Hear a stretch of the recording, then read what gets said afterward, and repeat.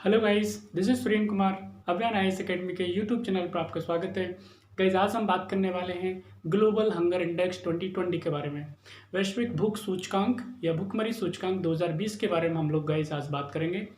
Guys, अभी हाल ही में सूचकांक को इशू किया गया है और इस सूचकांक को लेकर के पक्ष विपक्ष में काफ़ी जो चर्चा है वो तीव्र हो गई है। पक्ष विपक्ष का ये तो स्वाभाविक है, चलता रहता है, लेकिन बाकी में भुखमरी में हम लोग कहाँ ठहरते हैं, क्या फैक्ट्स हैं, उन सारी चीज़ों के बारे में हम लोग गाइस बात करेंगे। सरकार की पॉलिसियों को लेकर भी हम बात करेंगे, ठीक है। और आम जन की क्या प्रायोरिटीज़ हैं, ठीक है, उनके बारे में भी हम लोग गाइस बात करेंगे। तो चलिए गाइस शुरू करते हैं। सबसे पहले अगर गाइस बात करें आपके पास में ग्लोबल हंगर इंडेक्स या GHI 2020 के बारे में, तो इम्पोर्टेंट बात होती है एग्जाम के पॉइंट ऑफ व्यू से कि इस सूचकांक को इशू कौन करता है। हमसे एक ही क्वेश्चन पूछा जाता है, इसके अलावा अगर और वो टेक्निकल जाता है तो आगे मैं बताऊंगा क्या क्या चीज़ें पूछी जा सकती हैं। तो गाइज, अगर हम बात करें आपके पास में, तो ये जो सूचकांक है आपके पास दो संस्थाएं हैं। अगर मैं कहूँ आपके पास ये दोनों की दोनों क्या हैं, एनजीओज हैं, नॉन गवर्नमेंटल ऑर्गेनाइजेशंस हैं। तो गाइज, एक का नाम है आपके पास में इफ्प्री, दूसरे का नाम है WHH। IFPRI stand for International Food Policy Research Institute, दूसरा है आपके पास में Concern for Worldwide Welthungerhilfe के बारे में गाइस बात करेंगे। ये दोनों ही संस्थाएं जो हैं इसको जॉइंटली या मिल करके इस इंडेक्स को जारी करती हैं। गाइस, अगर हम बात करें इफ्प्री के बारे में, तो ये एग्रीकल्चर से रिलेटेड काफ़ी वर्क करता है एनजीओ है। किस तरह के न्यूट्रिएंट्स वैल्यू होने चाहिए एग्रीकल्चर के अंदर, ठीक है, फूड्स के अंदर, उस पर काफ़ी रिसर्च करता है ये। और अगर हम बात करें आपके पास में WHS के बारे में, तो ये आपके पास में पूरा का पूरा वेल्थ से रिलेटेड, हंगर से रिलेटेड इस तरह के जो डेटाज हैं उसको एनालाइज करने का काम करता है। गाइस, अगर हम बात करें आपके पास में, सबसे इम्पोर्टेंट जो हमसे पूछा जाता है एग्जाम में, ये पूछा जाता है कैलकुलेशन किस तरह से होती है GHI की। अगर हम ग्लोबल हंगर इंडेक्स निकालते हैं, अगर हम भूखमरी का कैलकुलेशन करते हैं, ठीक है, कितना अगर किसी कंट्री में लोग भूखे हैं तो उसका क्या कैलकुलेशन है, किस तरह से किया जाता है। तो गाइस, इसके लिए बात करते हैं। सबसे पहला पॉइंट होता है आपके पास में अंडर न्यूट्रिशमेंट, यानी जो अल्प पोषण की मात्रा होती है उसको क्या वेटेज दिया जाता है। तो 1/3 वेटेज दिया जाता है इस कैलकुलेशन को करने में। गाइस, अगर हम बात करें आपके पास में हमारे इंडिया की या दुनिया की बात करें, तो यहाँ पे जो बच्चे होते हैं, अंडर न्यूट्रिशमेंट की सीधी सीधी बात होती है आपके पास में बच्चों से। और वो भी बच्चों की अगर मैं बात करूँ तो उसका एज ग्रुप है आपके पास में 0 से 5। ये अंडर न्यूट्रिशमेंट के अंदर आते हैं, ठीक है। कई और भी इसको आगे लेके जाते हैं, ठीक है। तो वो जो मदर है बच्चे की, उसको भी इसके अंदर कैलकुलेट कर लिया जाता है। दूसरा गाइस, बात करें आपके पास में, तो चाइल्ड मोर्टेलिटी, चाइल्ड मोर्टेलिटी उसको भी क्या दिया जाता है, 1/3 वेटेज दिया जाता है, ठीक है। यानी कि अगर मैं बात करूं आपके पास में 1000 बच्चे हैं और 1000 बच्चों पे जन्म के समय, ठीक है, मरने वाले जो संख्या होती है बच्चों की, उसी को क्या बोलते हैं, चाइल्ड मोर्टेलिटी बोलते हैं। हमारे यहाँ पे अगर चाइल्ड मोर्टेलिटी की बात करें तो मध्य प्रदेश टॉप पर रहता है हमेशा, अभी तो वही चल रहा है। लेकिन अभी हमारे यहाँ पे 1000 पे तकरीबन अगर मैं 2020 की बात करूँ तो 29 पॉइंट समथिंग बच्चे जो हैं वो मर जाते हैं, ठीक है, जन्म के दौरान ही। गवर्नमेंट का टारगेट है इसको 24 तक लाने का, ठीक है, वो अलग बात करेंगे इसके बारे में। तो गाइज, इसका भी 1/3 वेटेज दिया जाता है। गाइज, इसके बाद बात करते हैं हम लोग चाइल्ड वास्टिंग की। तो चाइल्ड वास्टिंग जो है गाइज, हमारे यहाँ जो बच्चे होते हैं, ठीक है, उनकी जो हाइट होती है वो वेट के अकॉर्डिंग नहीं होती, तो उसको भी क्या दिया जाता है, 1/6 वैल्यू दी जाती है कैलकुलेट करने में इसको।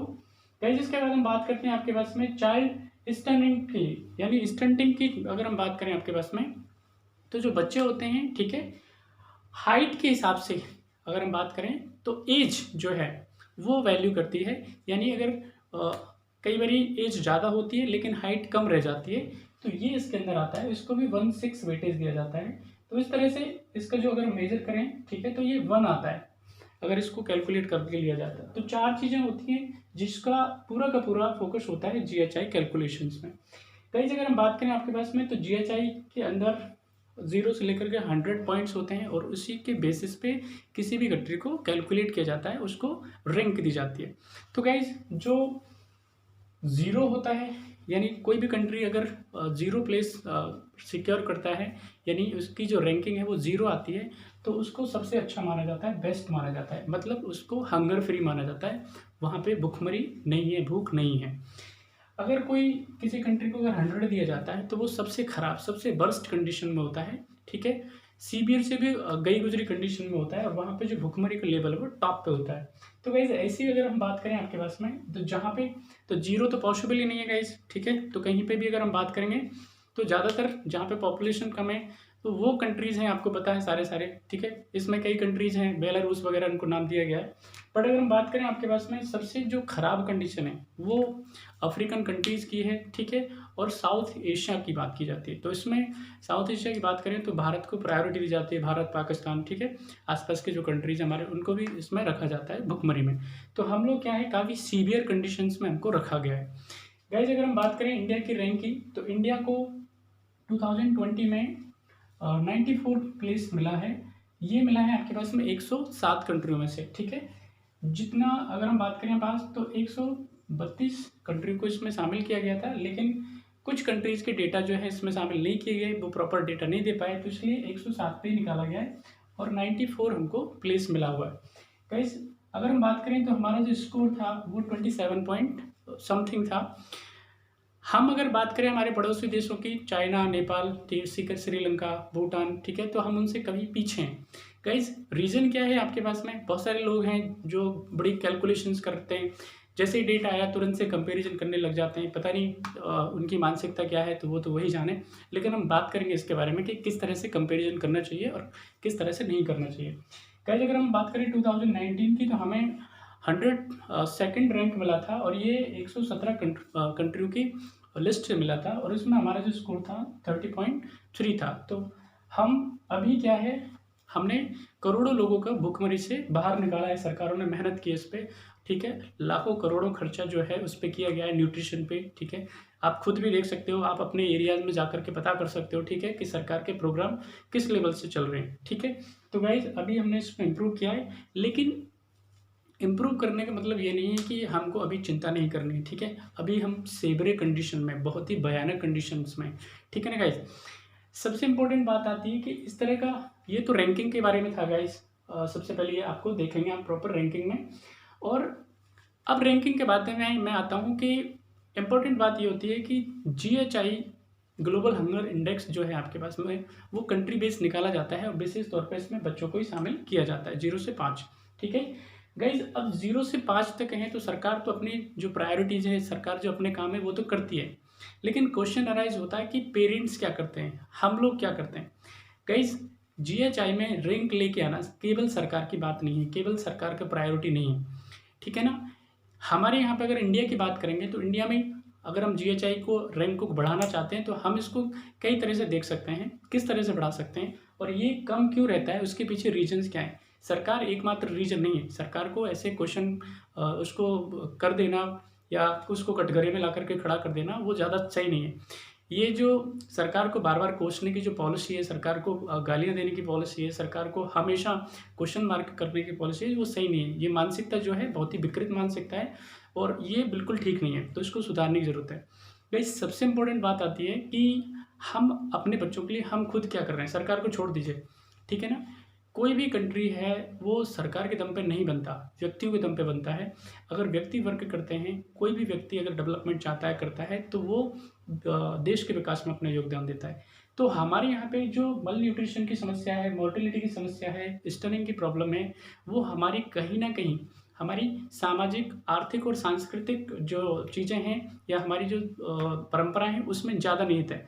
हमारे यहाँ पे क्या है, अगर बात करें तो सामाजिक लेवल पे अभी भी हमारे यहाँ पे इतनी ज़्यादा रूढ़ियाँ हैं कि छोटी उम्र में ही शादी कर दी जाती है, बाल विवाह हो जाता है। तो ओबियसली अगर बच्चा जब पैदा होगा तो उसमें डेथ होने के पूरे चांसेस होते हैं, ठीक है। उसके अंडर न्यूट्रिशन होने के पूरे चांसेस हैं, क्योंकि माता ही हमारे यहाँ पे क्या है, पूरी तरह से परिपक्व नहीं हो पाती, मेडिकली फिट नहीं हो पाती। फिर उसमें हमारे यहाँ पे दूसरी बात करेंगे कि अगर जल्दी शादी हो जाती है उसके बाद भी अगर हम बात करते हैं तो उसके न्यूट्रिशन लेवल की, ठीक है, शादी हो भी जाती है तो उसको प्रॉपर न्यूट्रिशन नहीं मिल पाता, ठीक है।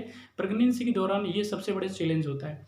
अगर यहाँ पे भी अगर हम मान लो कर लेते हैं, ठीक है, तो हमारे यहाँ पे क्या है, सबसे इम्पोर्टेंट बात आती है न्यूट्रिशन के बाद में कि हमारे यहाँ पे औरतें जो होती हैं ज़्यादातर जो संख्या है, सामान्य संख्या है, वो वेजिटेरियंस की है, ठीक है, शाकाहारी होती है। मांसाहारी हमारे यहाँ पे जो इंडिया है वो हमारी परंपराओं में इस तरह से, ठीक है, मेल कैंडिडेट मांसाहार का सेवन करते हैं, लेकिन जो महिलाएं हैं वो अधिकांशतः नहीं करती हैं, ठीक है।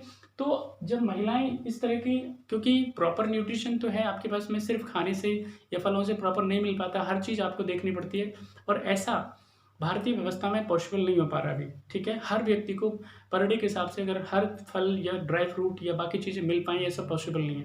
तो उसके लिए क्या है कि अगर मान लो एग है, ठीक है, इसके अलावा और हमारे पास में चिकन हो सकता है, या और जितना भी जो भी मांसाहार है, तो उससे क्या होता है, ज़्यादातर कंट्रीज़ में अगर आप यूरोप के देखेंगे, आसपास के कंट्री देखेंगे, तो वहाँ पे जो महिला होती है वो भर के खाती हैं उसको, ठीक है, उसमें किसी तरह का हेजिटेशन नहीं होता। हमारे यहाँ पे क्या है, बहुत ज़्यादा हम लोग अपने आध्यात्मिक तत्व से जुड़े होते हैं, तो इस वजह से भी इसका एक रीज़न ये भी है।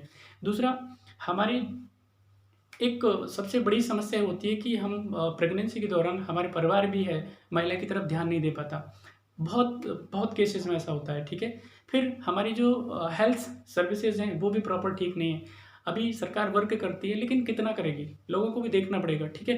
तो सरकार अपनी तरफ वर्क करे, लोग अपनी तरफ वर्क करें, तो इन दोनों की भागीदारी से ही, ठीक है, आर्थिक जो प्रोत्साहन अगर उनको दिया जाता है, तो इससे ही, इस भागीदारी से ही हम क्या कर सकते हैं, ये जो आपके पास में रैंकिंग है, अगर हम हंगर से फ्री हो सकते हैं, हंगर से उभर के आ सकते हैं। सिर्फ सरकार को कोसने से काम नहीं चलेगा, व्यक्तिगत लेवल पे भी वर्क करना पड़ेगा। तो गाइज इस तरह से था। अब गाइज बात करते हैं आज के क्वेश्चन के बारे में। तो गाइज आपको बताना है एक तो इफ्प्री और WHS का हेड क्वार्टर कहाँ पे। बाकी अगले वीडियो में मिलते हैं, तब तक अपना ख्याल रखिए। Thank you.